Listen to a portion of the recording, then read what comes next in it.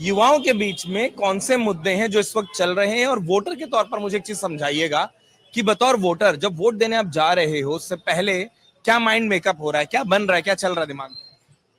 First of all big thanks to Amar Ujala team कि आप हमारे बीच में आए और हमारा ये बात सुनने का मौका दिया। सर, मैं एक एजुकेशन काउंसलर हूँ, मैं शिक्षा के ऊपर बोलना चाहूँगा कि आज की हम बात करें इटावा शहर में तो बहुत सारे अच्छे इंटर कॉलेज हैं, लेकिन एक भी बहुत बढ़िया इंजीनियरिंग कॉलेज नहीं है। जो आज के जो इटावा के स्टूडेंट हैं वो बाहर का रुख देख रहे हैं। अगर उनको आधुनिक शिक्षा चाहिए तो वो बाहर की शिक्षा ले रहे हैं। अभी हमने बीच में बात सुनी बेरोजगारी की, तो सर बेरोजगारी कहीं ना कहीं नॉन स्किल्ड लोगों से ही आती है। अगर हमारा स्टूडेंट स्किल्ड होगा, अगर उसे 0 to 5 तक हम उसे हैंड्स ऑन लर्निंग कराएंगे, स्टीम एजुकेशन पढ़ाएंगे, तो उसके अंदर स्किल्ड आएगी। मेरे हिसाब से, मेरे अकॉर्डिंग, अगर आप स्किल्ड हैं तो आपके पास रोजगार के बहुत सारे मौके हैं। अगर आप नॉन स्किल्ड हैं, आपके पास कोई भी ऐसा टेक्निकल स्किल्ड नहीं है, तो आपको रोजगार पाने में बहुत ज़्यादा दिक्कत लगेगी। तो हम मेरा सरकार से यही निवेदन रहेगा कि इटावा शहर में इटावा के बच्चों के लिए जो बाहर जा रहे हैं पढ़ने के लिए, उनके लिए IIT समकक्ष एक ऐसा कॉलेज, एक ऐसे इंस्टीट्यूशन बनाए जाए ताकि हमारे इटावा के स्टूडेंट बहुत मेधावी रहे हैं। डॉक्टर जाकिर हुसैन, बाबू गुलाब राय, मिस्टर विवेक गुप्ता, बहुत सारे मेधावी जो लोग निकले हैं इटावा से, उन्होंने इटावा का बहुत बड़ा नाम रोशन किया। ऐसी बहुत सारी क्रिएटिव इटावा में, लेकिन उनको एक अच्छा प्लेटफॉर्म नहीं मिल पाता, या फिर कहीं ना कहीं फाइनेंशियली ग्रोथ होने की वजह से वो वहीं के वहीं सीमित रह जाते हैं। शिक्षण संस्थान और बेहतर शिक्षण संस्थान, आपने जो कहा कि टेक्निकल इंस्टीट्यूशंस होने चाहिए, साहब चर्चा में आप थोड़ा देर से जुड़े, स्वागत के साथ। एक चीज ना, और कोई ऐसा विषय नहीं चल रहा था जो एकदम से सब्जेक्ट पढ़ना जरूरी हो, एक ही चीज समझना चाह रहा था, इटावा मुद्दा क्या चल रहा है आजकल? इटावा मुद्दा एक ही है कि यहाँ पे बेरोजगारी बहुत है। बेरोजगार की वजह से यहाँ पे जितने भी स्टूडेंट हैं या पब्लिक है वो बहुत परेशान है। जैसे कि वैसे अहमदाबाद जाती थी, सूरत जाती, दिल्ली जाती थी, तो वहाँ पे भी उन्होंने लोगों को भगा दिया गया कोरोना काल से। अब यहाँ पे बहुत सारी बेरोजगारी हो गई है। तो सरकार को यहाँ चाहिए, यहाँ पे कोई फैक्ट्री खोले जो कि यहाँ बेरोजगारी कम हो। यही मुद्दे है सब सरकार से। बेरोजगारी सबसे बड़ा मुद्दा है, और यहाँ पे सबसे बड़ी मुद्दा ये है। इसके बाद दूसरा मुद्दा ये है कि जो बाहर से जो पब्लिक आनी चाहिए वो यहाँ आती नहीं है। जब आएगी नहीं तो यहाँ पे व्यापारी लोग बहुत परेशान रहते हैं, क्योंकि दुकानें चलेंगी नहीं और ऑनलाइन का क्रेज ज्यादा है इस समय, तो व्यापारी ज्यादा परेशान है, छोटे तबका। वो उन्होंने बात जैन साहब ने रखी थी खुदरा वाली, आप भी चर्चा में आए। एक चीज थोड़ा सा मतलब आ जाइए हमारे पास, मैं जो पूछना चाह रहा था, समझना चाह रहा था, जैसे इन्होंने भी एक बहुत अच्छा मुद्दा उठाया कि बेरोजगार का मुद्दा है। आपसे पहले चर्चा में कुछ व्यापार के मुद्दे, शिक्षण संस्थान की बात आ गई, ये तमाम मुद्दे आए। और क्या कुछ ऐसा है जो इटावा के मतदाता सोच रहे हैं, समझ रहे हैं और उस पर बातचीत होनी चाहिए, या फिर सियासत किधर चल रही है इटावा की वही समझा दीजिए? सियासत तो इटावा की मतलब केंद्रीय देखते हुए चल रही, केंद्र को देखते हुए स्पेशली, क्योंकि कहीं अपोजिशन का कोई क्लास नहीं है और वो कोई है नहीं।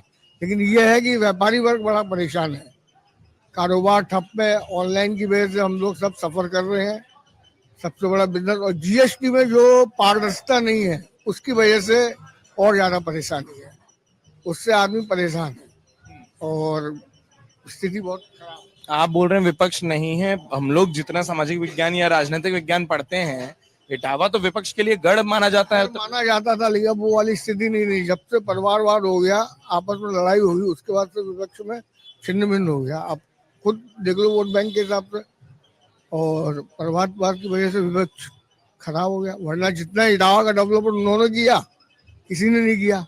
आज भी हम कहते हैं ये बात, लेकिन यही है कि मजबूरी है।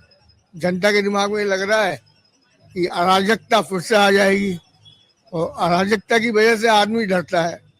और इनके शासन में यह है कि आदमी बेखौफ ज्यादा है, कोई दिक्कत है नहीं, ये है। तो आपको लग रहा है कि कई सारे मुद्दों पर लॉ एंड ऑर्डर का मुद्दा एक ऐसा है जो ज्यादा प्रभावी हो गया है? बिल्कुल प्रभावी लॉ एंड ऑर्डर, और जब से बाबा आए तो लॉ एंड ऑर्डर बहुत सुधार आया है। इससे लोगों का एक विश्वास जगा है। लेकिन रोजगार और व्यापार के अवसर जो आपने कहा, वहां दिक्कत है, वहां कमी है। कोई और आप में से ऐसा जो किसी पॉइंट को आपको लगता है कि नहीं, वो चर्चा में बात नहीं आ पाई और आप में से कोई जोड़ना चाह रहा हो, कोई ऐसी बात है जो भी अधूरी रहती है? जी,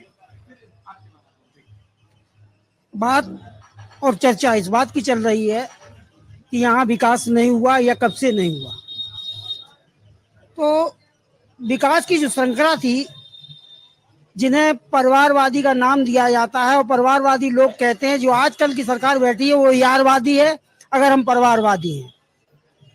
उनके पास 4-6 लोगों के हाथ में इस देश को सौंपने की व्यवस्था जो आज की सरकार ने बना रखी है, वो अत्यंत घाती भी है।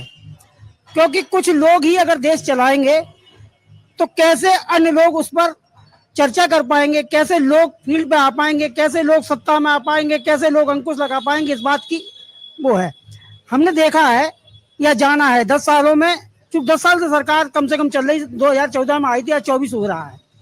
इससे पहले विकास की तमाम लाइनें, यहाँ जो परिवारवादी लोग कहे जाते हैं, उन्होंने तमाम विकास की राहें खोली, तमाम पुल बनवाए, इटावा लाइन सुपारी का विकास हुआ, अन्य क्षेत्र में भी विकास हुआ, और लोगों की जनता की बात कही गई। लोगों को इलाज के लिए भी एक बहुत बढ़िया सैफई अस्पताल दिया गया, जिसमें के लोग आज बाहर जाते थे, आज सहजता से उस सैफई अस्पताल में एंट्रेंस पा सकते हैं और अपना इलाज करा सकते हैं।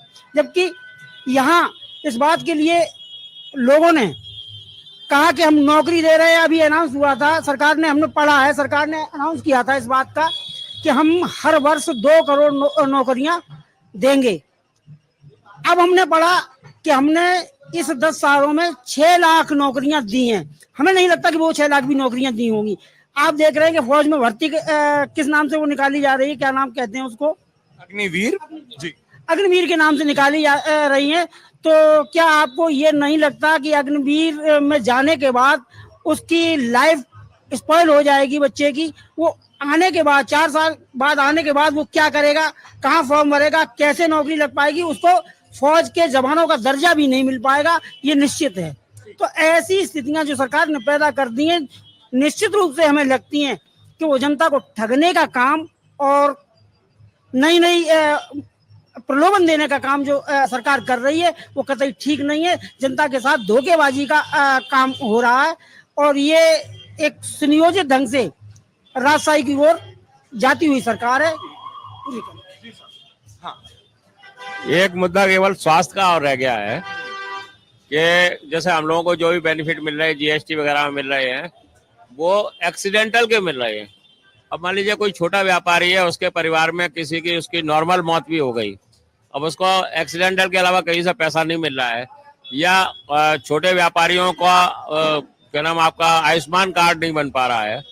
ये अगर हो जाए, भाई सरकारी कर्मचारियों के लिए आप वो कर दिया, फ्री इलाज की व्यवस्था कर दी, सब कुछ, लेकिन छोटा व्यापारी अगर वो उसका बड़ी बीमारी हो गई या एक्सीडेंट में उसकी मौत हो गई तो उसका परिवार बिल्कुल खत्म हो जाता है, या एक्सीडेंट में कोई सा ऐसी चोट लग गई जिसमें उसका लंबा खर्चा हो रहा है। तो हमारी सरकार से एक मांग ये है कि कम से कम छोटे व्यापारियों का आयुष्मान कार्ड बनना चाहिए, जिससे कि वो स्वास्थ्य की वजह से बर्बाद ना हो और उनके बच्चे सड़क पर ना आ जाएं। अगर आप ये वीडियो YouTube पर देख रहे हैं तो हमारे चैनल को सब्सक्राइब करें और बेल आइकन को दबाना ना भूलें। अगर आप Facebook पर ये वीडियो देख रहे हैं तो हमारे पेज को लाइक करें।